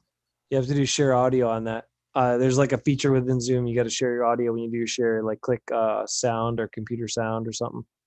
I don't see that. God, Try again. I did see it. Try again. Well, I'll talk about this. Matt LaFleur did show some animation when he talked about Aaron Jones. He has figured it out. Is Ben Sermons still the running backs coach, or is it somebody else this year? Okay. Come on, Ben Sermons. Let's go, bro. Let's go. You know what to do. Share computer sound. I got you. There you go. Share computer sound, bro. That's what you got to do. Dad wants Runyon in. Mom wants. There you go. Let's hear. Matt LaFleur wants Aaron Jones. Okay. Let's do it. Apply to Aaron Jones. Yep. You've got him a good number of touches. Oh, Wilsey, his shortest question of all time. Yeah. Wanted yesterday. But what do you kind of see from him as he was working his way back? Yeah, I thought there are a lot of great things that he did that don't show up on the stat sheet. And certainly he's a guy that he does bring great energy and effort on every single play. You could see it on the long touchdown pass to MVS, just his ability. They were bringing a safety blitz off the weak side, and he stepped up there and gave Aaron the necessary time, picked up the blitz, and we were able to complete that ball.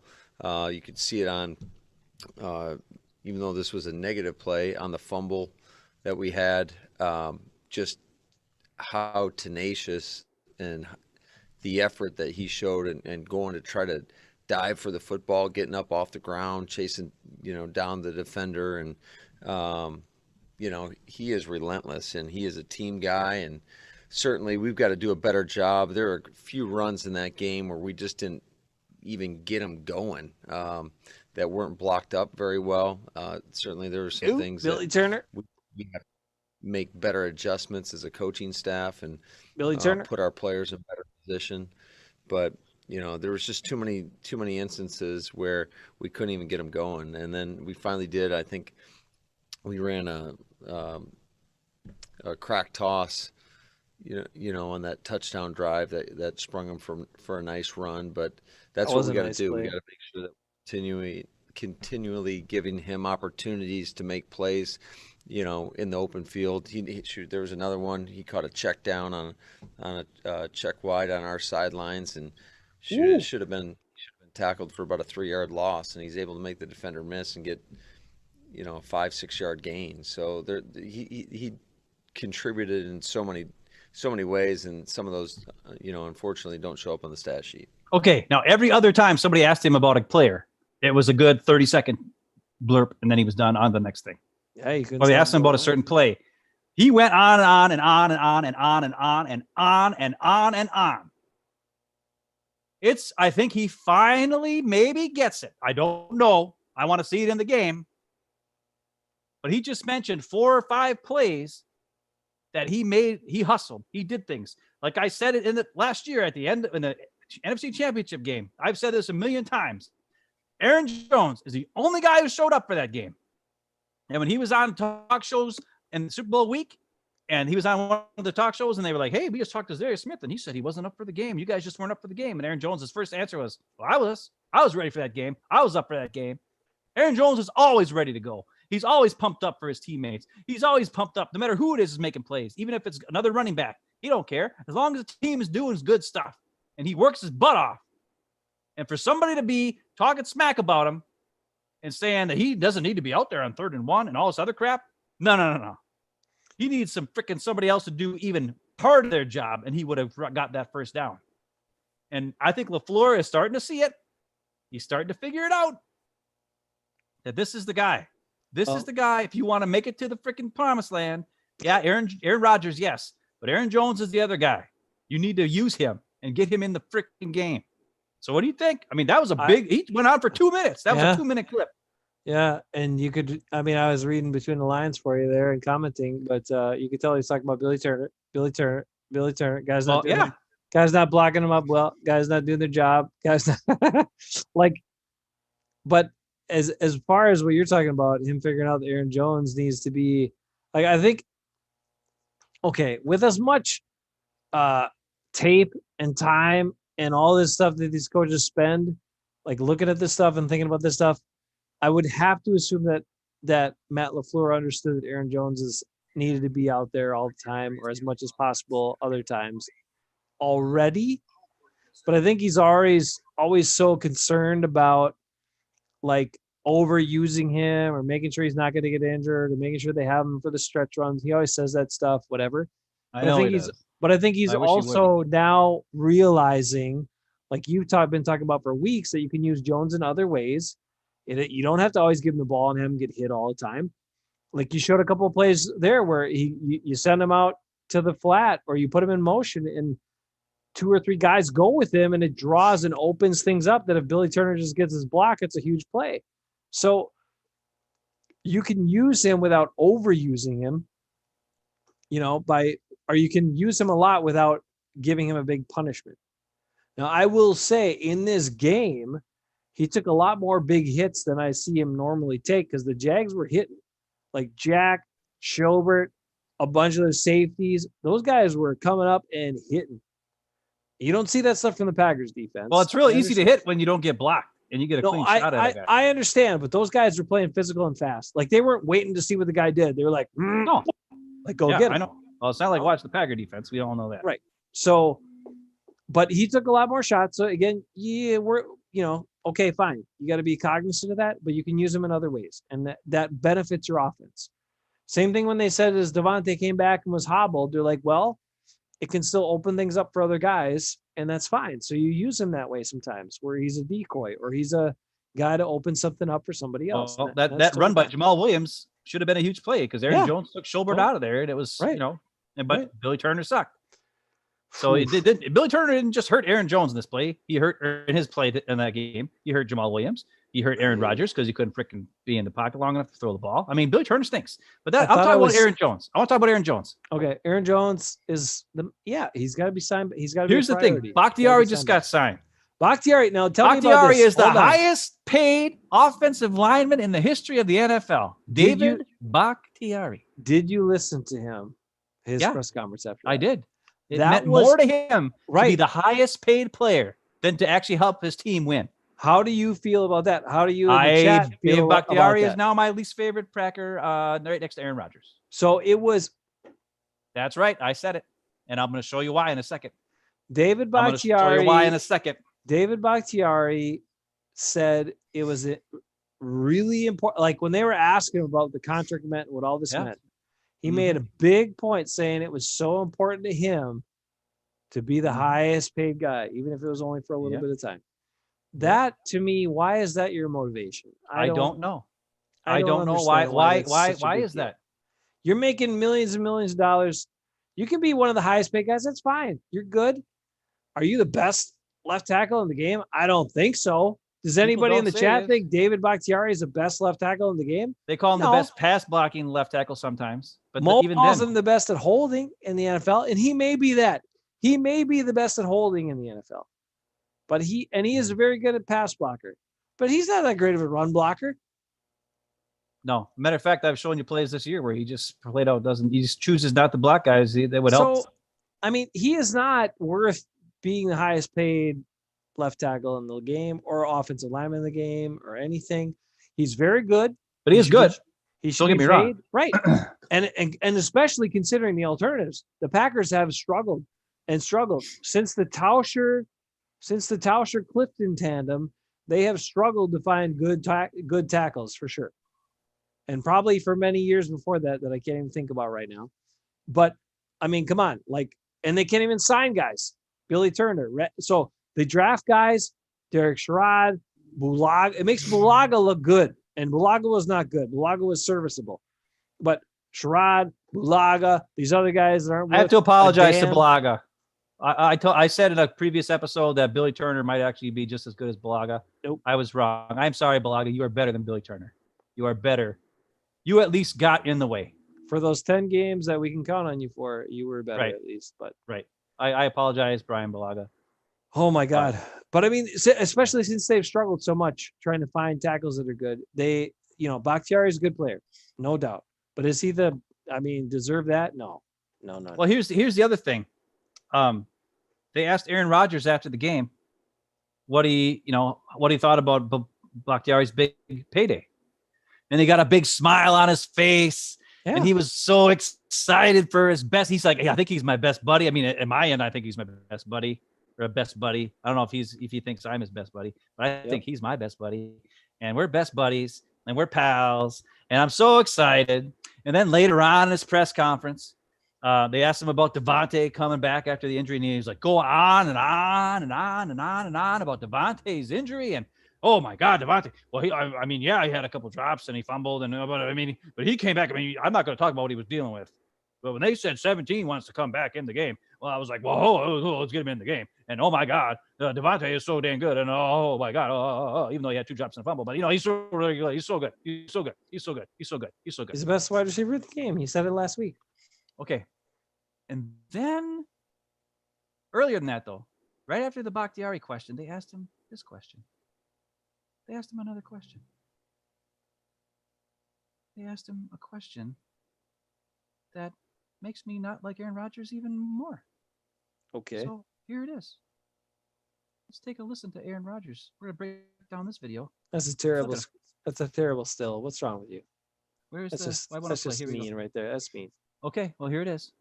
Let's see what Aaron Rodgers has to say after he gets asked this question.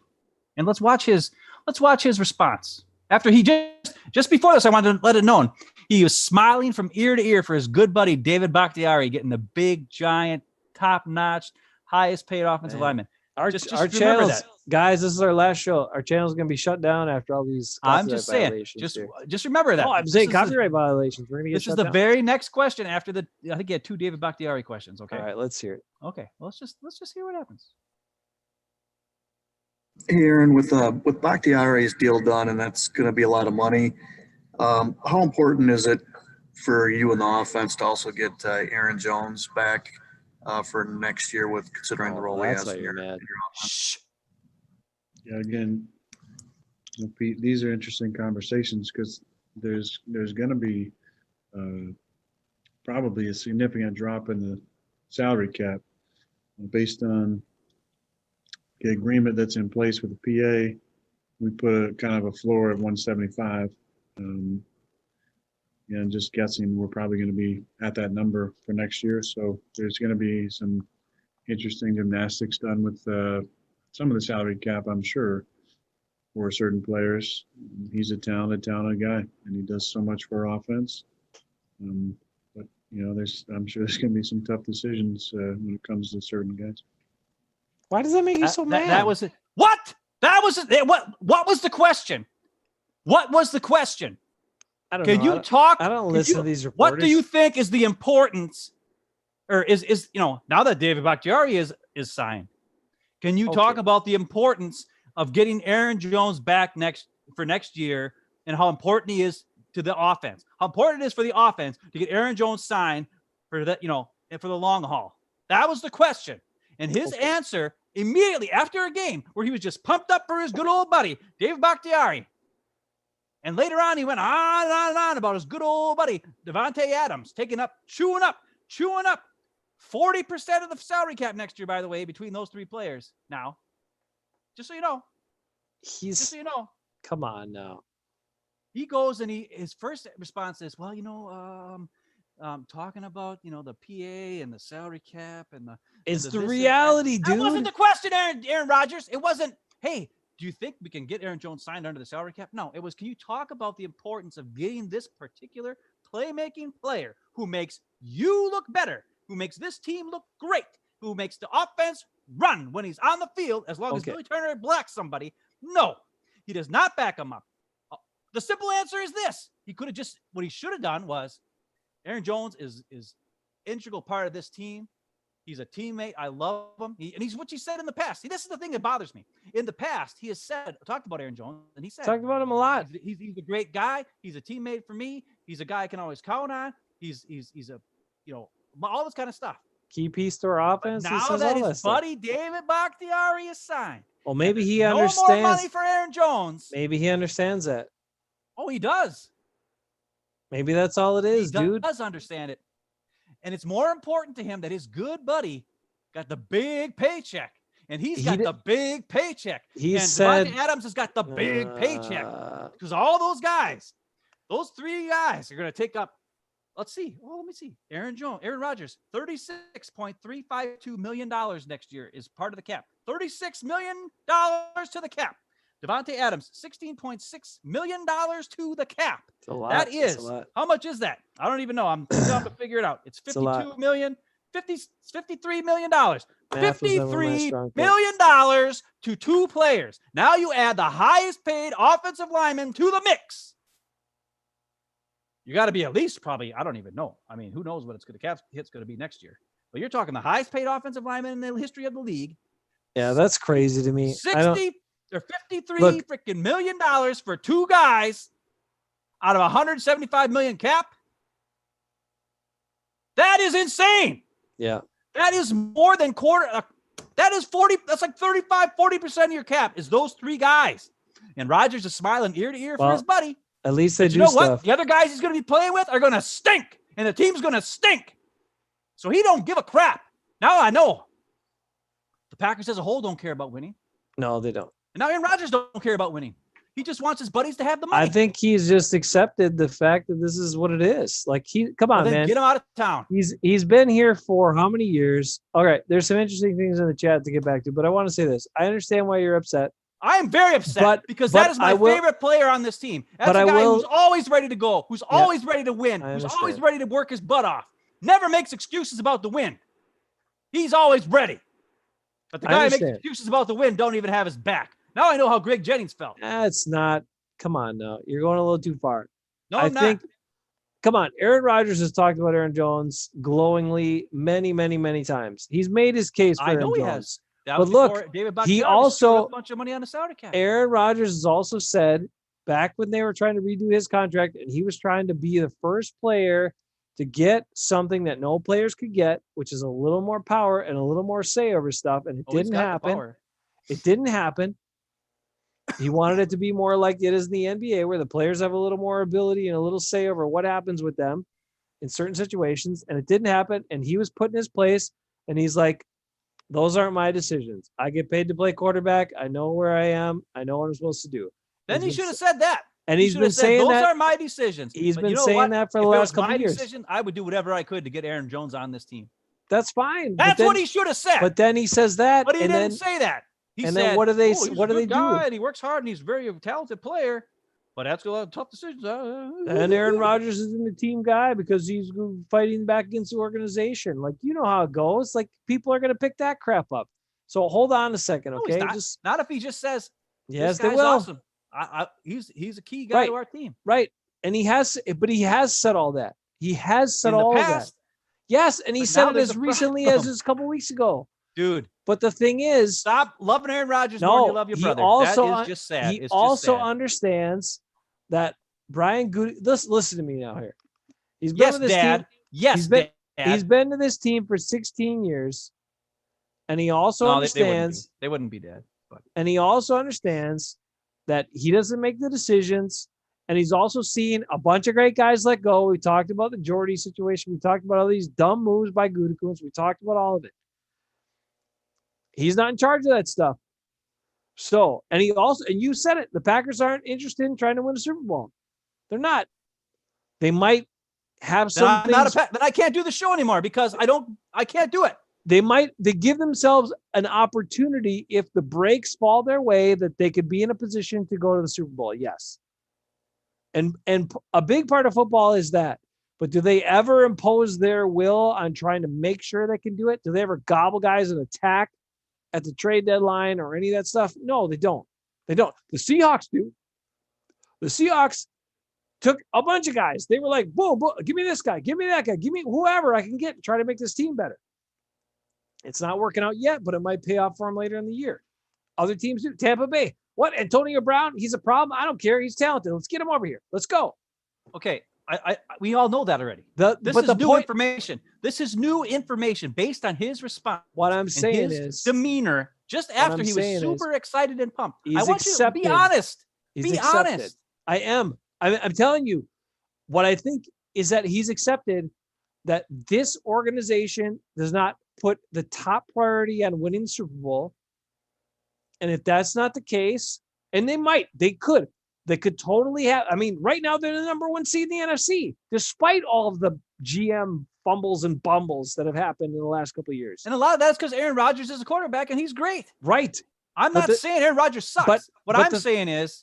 But the thing is this. Guy's back. He has accepted that, okay, if that's the way they're going to approach it, if it's got to be like breaks got to fall our way for us to get there, that's fine. Then I want my guys to get paid. Then it's a business. That's right. He wants his guys to get paid. The team has shown it's a business. So let's approach it like a business. That's what he's saying. I don't hate Rodgers, man. I don't hate him. That's what he's saying, dude.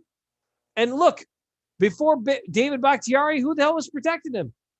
Nobody does any good. So Bakhtiari is held up for Rodgers a lot. So yeah, I'd want that guy if I was him. I get it. Like I told you about the video I watched where Aaron Rodgers was asked, would you rather have, C offensive line and a B receivers or an A offensive line and D receivers? And he said, I'd rather have A offensive line and D receivers. That's what he said. So I get that. He wants the offensive line to be good. Right now he's got holes though in spots. It's scary. And the problem is this. Gutekunst's drafting ability and signing guys' ability as undrafted free agents has shown you he doesn't know what the hell he's doing. And when you give all your money to 3 players and you have nothing left to work with, granted, he doesn't know what he's doing, so I guess it really wouldn't matter, but there's nothing left to do anything with. What about the money? What I'm worried about is this Bakhtiari signing is we're going to lose Tunyon. We're going to lose Lazard. We're going to lose Sullivan. We're going to lose all the, now they're exclusive rights free agents. A lot of these guys are, which is kind of a bullcrap thing because what it means is if somebody else signs them, we can try to sign them back at the same amount or something like that.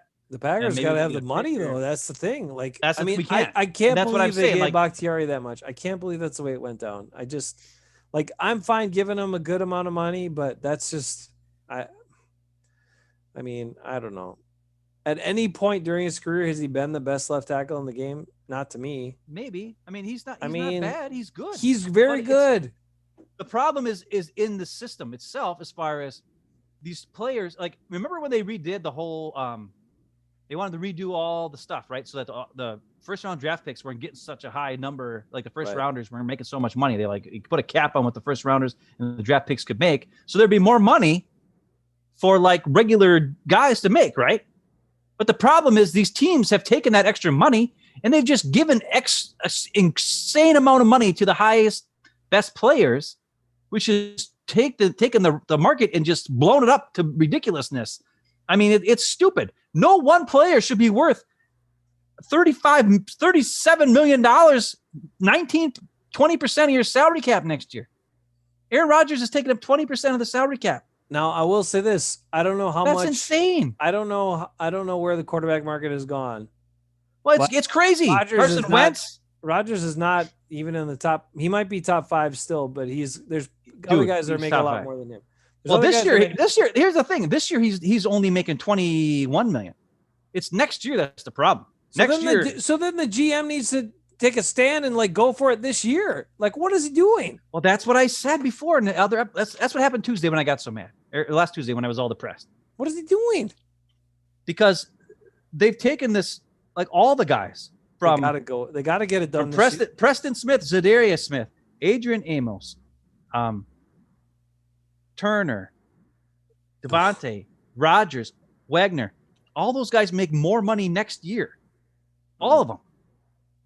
Now, granted, they're expected to have a higher salary cap next year, but some of them, like Zadarius, goes from 17 million to 21 million. Ooh. And Preston Smith goes from 13.5 to 16 million. And Rodgers goes from 21 point something million to 36.352 million. That's the big hit right there. 16 million more dollars to the salary cap from one year to the next. That's a big hit Rodgers is giving us next year. And then now you add Bakhtiari to it. That's a lot of money for Preston Smith, though, too, when you got Gary playing well. And it's ridiculous. Gary's killing him. Yeah, but I got a defensive video. We're not going to get to it now.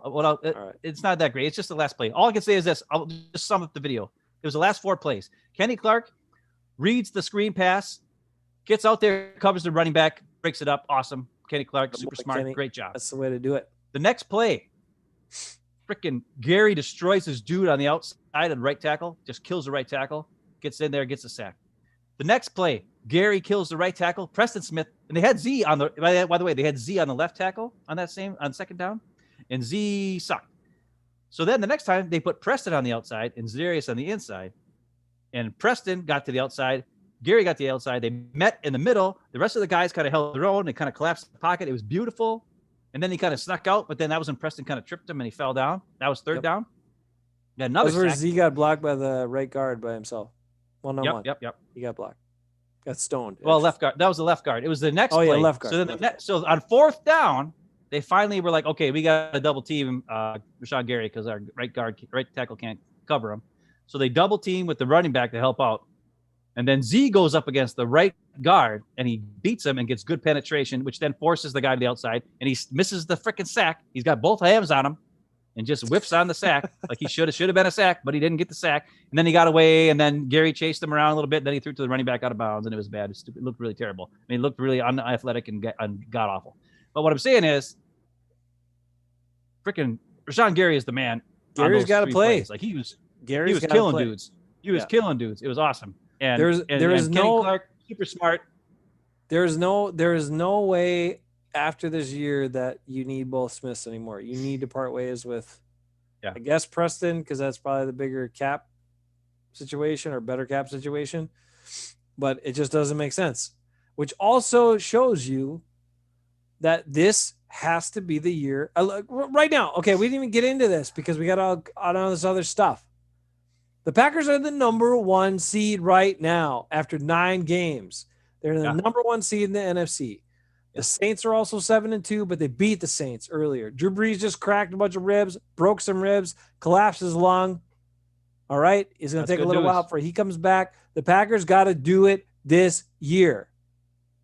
This is the year. Because after this year, the financials are a mess. This is the year. They've got to get back to the stinking Super Bowl. It's been 10 years. Let's go. They're going to have to do it in spite of a terrible job by their GM, who should be fired. but he's not going to be, especially if they go to the Super Bowl. But this is the year to do it. And next year, they're going to have lots of stuff to figure out. They got to sign back some of these other guys who are really important but aren't going to cost as much, and they're going to have to part way with expensive guys. And that's what's going to have to happen. But this year is this year, and they got to do it now. No excuses. That's it. Yeah. Because after this year, there's going to be no more big dog. There's going to be no more. Well, that's good. That might be good. That's fine. I'm just saying. And you got to make sure you can get Funyun back, Bob Tunyon back, so he can sell some Funyuns in Green Bay. Well, if they keep not throwing the ball or, missing them, then he won't have another big game. So maybe people will forget about him and he'll be a cheaper guy to play. Smart. That's part of the reason why I'm wondering why they probably haven't brought Lazard back yet, because they're like, well, we don't want him to play too much so people know who he is. And then smart. We can't sign him back. That must be the coaches, not the GM. Well, the GM has to activate him off the IR. And he hasn't done it yet, even though he could. I've seen Lazard. He's got his own TV show. He does the locker room or what he does the whatever show that Aaron Jones did last year and Josh Jones did the year before that. And he does it online now. It's kind of dumb. It's actually really bad, but he's on there. And this last one I watched, and he was like, I'm ready to go. I'm ready to come back. Let's go. And he wants to come back and play, and they won't let him. And why? I don't know. Same thing with Aaron Jones. He was ready to play against Houston. They didn't play him because they don't want to have his numbers look too good, so they can try to keep him cheaper, I'm assuming. I'm hoping. That's the only reason all the way they can get him back. It's got to be Russ. But with Bakhtiari, there are no numbers, right? There's no numbers of Bakhtiari to look at. So that's why he's got to be the highest paid offensive lineman. I don't want to get into it again. But what I'm saying is this. I really wish Rodgers would have stood up for Aaron Jones. I understand. And I think you can understand why I was kind of upset, because Aaron Jones is my favorite guy. Aaron Jones is awesome, and they need him, and they got to find a way to get him back. I 100% understand. I think Aaron Rodgers has been at this for 16 years. He's seen a lot of good guys come and go, and I think was put in his place in his last contract negotiations, and I think that's why he said what he said. But that's fine. Just also remember when you're being mad at him, also remember that when Aaron Jones came into the huddle for the first time, Aaron Rodgers pumped him up and said, "You're my guy. You're the guy I believe in. Go do it. Make the most of this opportunity." And Aaron Jones, that did a lot for him to hear that from Aaron Rodgers. So anyway, all right, bro. It's a good last word. He probably tells that to everybody. I don't think so. He didn't tell it to Billy Turner, because otherwise Billy Turner would play better. He probably tells Billy Turner all the time that he's his favorite guy. He loves Billy Turner. And that's why Billy Turner keeps slacking off, because he's like, Rodgers don't care if I keep slacking off. That's the other thing. I'm going to ask you a question, one more question before we leave. All right. What do you think it's like to be the head coach of a team, okay, where two offensive tackles, a star wide receiver, a center, the quarterback, two pass rushing outside linebackers, a defensive lineman, and a so-so safety all make more money per year than you do, and you have to try to tell them what to do and get them to do things for you? Who do you think really has control of this team? I wish LaFleur had control, and I wish he could have control.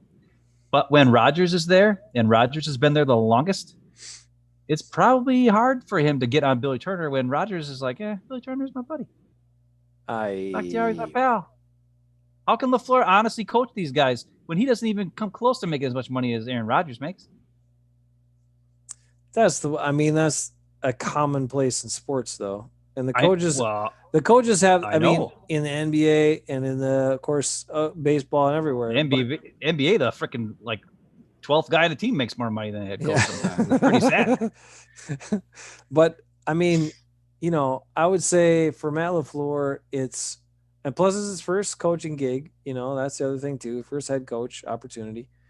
And he's not a fiery, he's get a little fired up, but he's not like a yelly kind of whatever guy.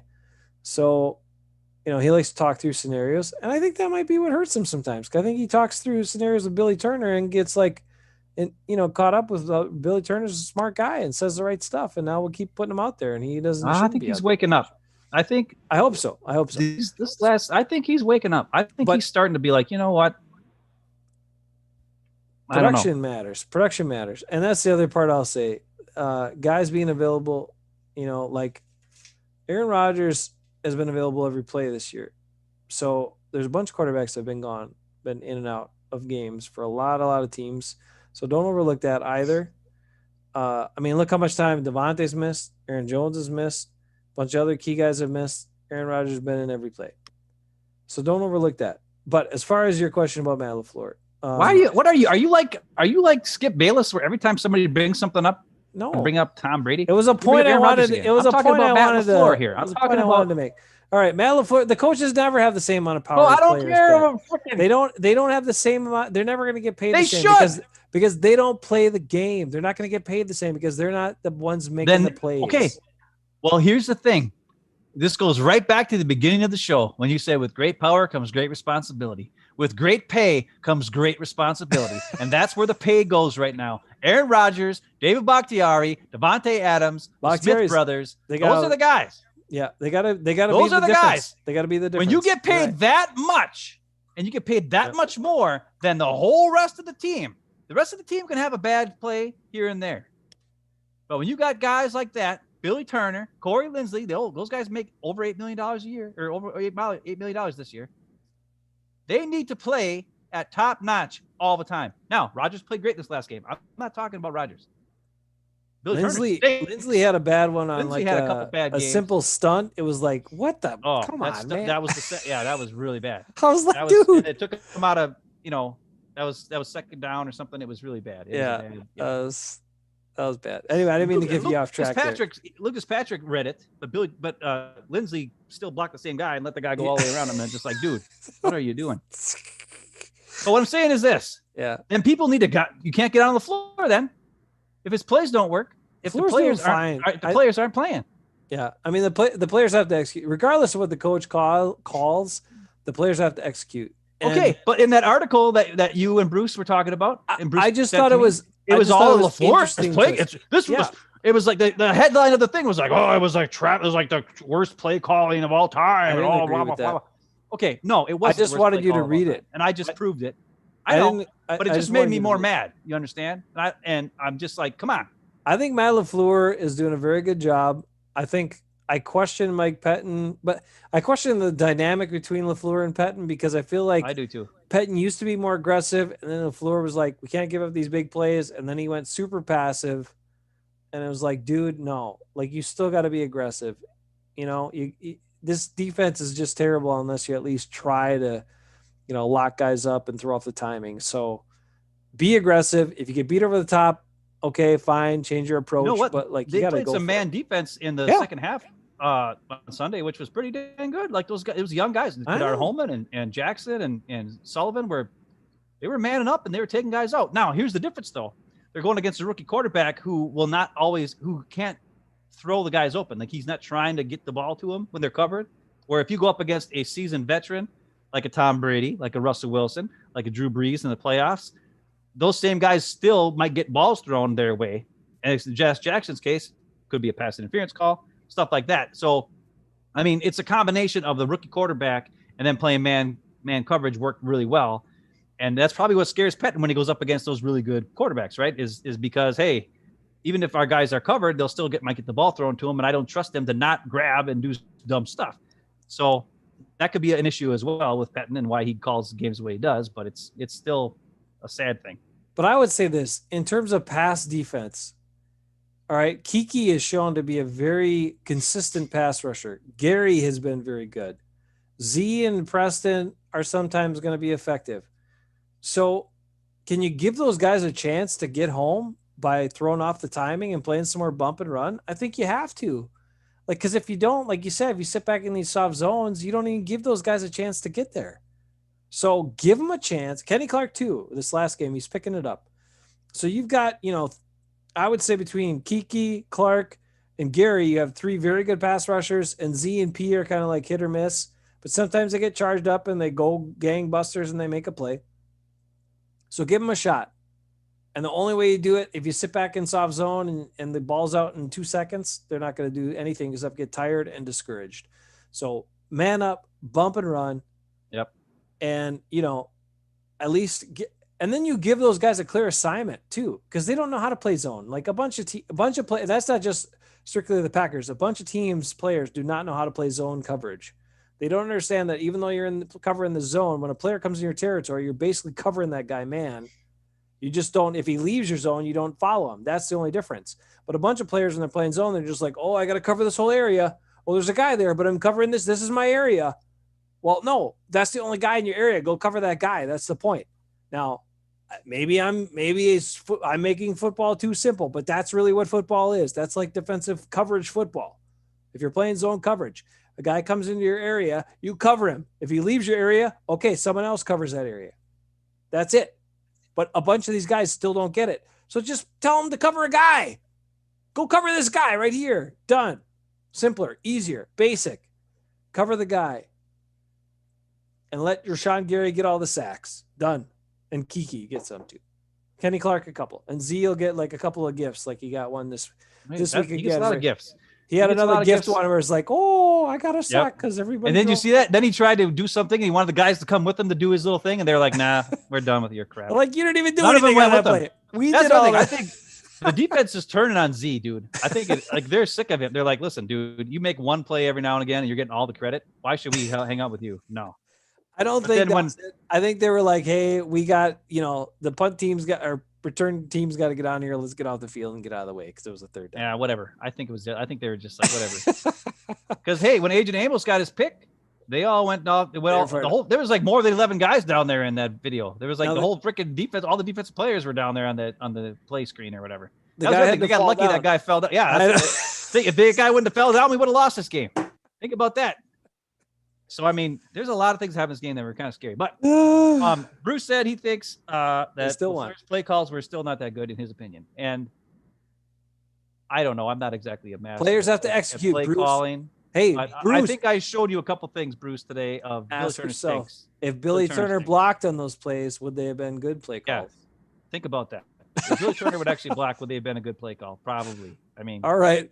We've gone over a while. LaFleur can't go out there and wear number 77. If he could play, I bet you if he would, if he could call the play, wear number 77, run out there and get in the way, it would have been better than Billy Turner playing. I think LaFleur at 5'9", 102 pounds or whatever he weighs because he's so scrawny, would have done a better job at right tackle on some of the run plays that Billy Turner did. Nice eyebrows, though. He's got those. That's in my opinion, Bruce. But I love you, Bruce. You're a good guy. All right, Bernard finishes it off with Wilson sucks. And, I cannot agree more with you, Bernard. And Bruce says, "I agree. You did okay. We convinced Bruce it was all Billy Turner's fault, not Matt LaFleur's fault." Yes, that was my plan tonight. All right, Bruce sent that message. He's like, "Hey, you're going to get on LaFleur and Rodgers," and I was like, "No, guys, I thought they did pretty good, but Billy Turner should not watch our show tonight because I got some stuff for him." Now listen up. Before we go. Aaron Rodgers, I know he made you mad with that one interception last game. He now has 3 interceptions on the season, but Russell Wilson has 10 turnovers in the last 4 games. I know. And how many fumbles does Rodgers have? I don't think he has any fumbles either, does he? I don't think he's lost a fumble yet. Maybe one. He might have fumbled, but I think they got it back. I don't think he's lost a fumble. So that's 3 turnovers in 8, 9, whatever. What's the record? 7-2? 9 games. So 9 games. That's ridiculous. One every 3 games. That's pretty dang good. I'll take that for your starting quarterback any day of the week. Listen, Bernard says I got to stop hating on Rodgers. I don't hate Rodgers, man. I have a complex where I don't like star players. It's just the underdog mentality has been with me for years. It's just the thing I love. So I always love the underdog. I always love the guy who comes from out of nowhere and does great stuff. Aaron Jones. That's why Lucas Patrick, Aaron Jones, Bakhtiari originally, now he's a big high paid guy, so I have to not like him now. It's just my thing. I can't help it. It's just the way it is. So now my love has to go somewhere else. My Bakhtiari love has to go to, I don't know, somebody like John Runyon, I guess, because he's a 6th-round pick. And then Shannon Sullivan. I love Shannon Sullivan. He's one of my favorite guys too, right? Yep. The only guy actually who's a 1st-round pick that I think is cool is Jair Alexander. So I don't know. That's mostly because I think he's good with the sunglasses on during his interviews. He's just like I told you, he's like Big Daddy. He's like Julian. Yeah, it's true. Frankenstein. When he wears the sunglasses, then he can talk. When he doesn't have sunglasses, he can't talk. Yeah, that's just like Jair. That's what I'm saying. The show went too long. I'm in a lot better mood this week. I apologize for last week's crabbiness. I didn't get to take a nap after work. See, I work at 5 a.m. every day, everybody. Okay, and I don't sleep very well. So if I don't get a nap before coming on the show, I am crabbier than crap. Plus, when I watch the video of the last show and I see, the last game and I see a bunch of crap, it makes me super mad. And then I made the mistake last Tuesday of looking up the salary cap for next year, which made me even more mad. And that's why last Tuesday's show was really, really, really, really, really bad. Plus, we had the route thing going on, which freaked me out. And That's a good one. So, and it's actually there's a lot of things going on last Tuesday where I was in a bad mood. And I was in to do with my brother. And I was in a terrible mood. I was in a terrible mood on Sunday. I'll tell you that. I don't know. I was just, and even Monday yesterday, I was bad mood. But today is better, and tonight made me feel better. I don't know. So, thank you guys. Good. I can't believe you guys stuck on here almost 2 hours with us. Heck yeah, these guys are awesome. I got to say, Bruce, Bernard, Double Doink's back. I haven't heard from him in a while. That's awesome. Mom and Dad are the best. Yep. I'm sure Corey was on. I don't know if he's still on. He was on there for a little bit. It was good to see him back in there. Rick will check us out tomorrow. Browner's got half of his school. Rick, Browner, all those guys. Browner, Eckes. They're the best. They're all the best. And then Balaz will check us out later and leave a comment like he always does. That guy's the man. Yep. These guys are all great guys. Thank you so much. Nico will watch everything. Nico watches everything, but he might not say anything. That's just he did that one time and he cut us all apart. Oh yeah. If we hit on Favre too hard, he'll come after us. You know that. But that's all right. Used to do that even worse back when he was playing. People used to hate us. People used to not watch games with us because of that. All right, you guys know where to go. Come back to this channel Friday night. We'll talk about Phillip Rivers and his old balls. I mean his slow balls, his floaters, floaty balls. Coming up on Friday night. Phillip Rivers and floaty balls, and Jonathan Taylor, former Badger, rookie running back, who started out great and now is hardly involved in the offense. Is pissing me off in fantasy. He's in the doghouse. God dang it. Jonathan Taylor, come on, baby. Not against the Packers, though. Take it easy this week. We'll talk about that Friday night. We'll talk about you, what you want to talk about. And Packers, go Pack, go. As always, take care of yourselves. Be safe. Stay well. Things are getting crazier with COVID, so please wear a mask. Respect other people. Respect yourself. Respect the virus. Be safe. Take care. Be mindful and stay well. Love you, everybody. Catch you on Friday night.